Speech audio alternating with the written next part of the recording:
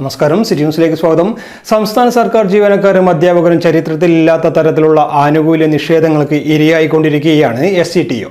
പ്രതിഷേധവുമായി വിവിധ ആവശ്യങ്ങൾ ഉന്നയിച്ച് state employees and teachers organisations SCTO നേതൃത്വത്തിൽ ജനുവരി 22-ന് അധ്യാപകരും ജീവനക്കാരും പണിമുടക്ക് സമരം നടത്തുമെന്ന് ഭാരവാഹികൾ പ്രസ് ക്ലബിൽ അറിയിച്ചു.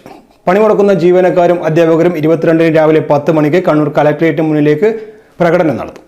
6 ഗഡു ക്ഷാമബത്ത അനുവദിക്കുക, 11ാം ശമ്പള പരിഷ്കരണ കുടിശ്ശിക അനുവദിക്കുക, 12ാം ശമ്പള പരിഷ്കരണം നടപ്പിലാക്കുക, മെഡിസബ് ചികിത്സ കാര്യക്ഷമമാക്കുക, സർക്കാർ വിഹിതം ഉറപ്പാക്കുക, പങ്കാളിത്ത പെൻഷൻ പിൻവലിക്കുക, ലീവ് സറണ്ടർ പുനഃസ്ഥാപിക്കുക, ആശ്രിത നിയമനം അട്ടിമറിക്കാനുള്ള നീക്കം ഉപേക്ഷിക്കുക, ഗ്രാന്റ് ഇൻ എയ്ഡ് സ്ഥാപനങ്ങളുമായി ബന്ധപ്പെട്ട സർക്കാർ ഉത്തരവ് പിൻവലിക്കുക, കരാർ പിൻവാതിൽ നിയമനങ്ങൾ അവസാനിപ്പിക്കുക തുടങ്ങിയ ആവശ്യങ്ങൾ ഉന്നയിച്ചാണ് പണിമുടക്ക് സമരം നടത്തുന്നത്.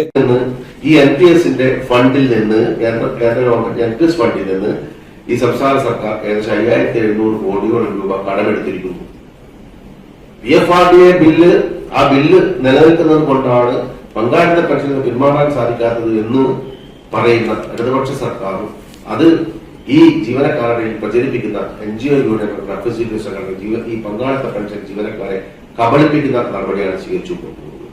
ഏറ്റവും ഒടുവിൽ ഹരിയാന ഗവൺമെന്റ് ഒരു ഉത്തരവിറക്കി.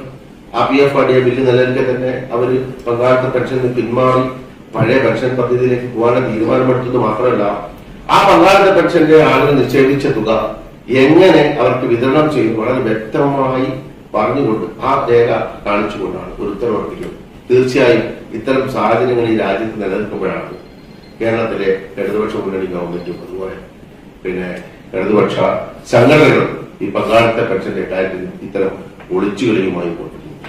വിലക്കയറ്റം അതിരൂക്ഷമായ ഒരു സാഹചര്യത്തിലൂടെ മുമ്പോട്ട് പോകുന്ന ഒരു സംസ്ഥാനമാണ് കേരളം. നമുക്ക് എല്ലാവർക്കും അറിയാം.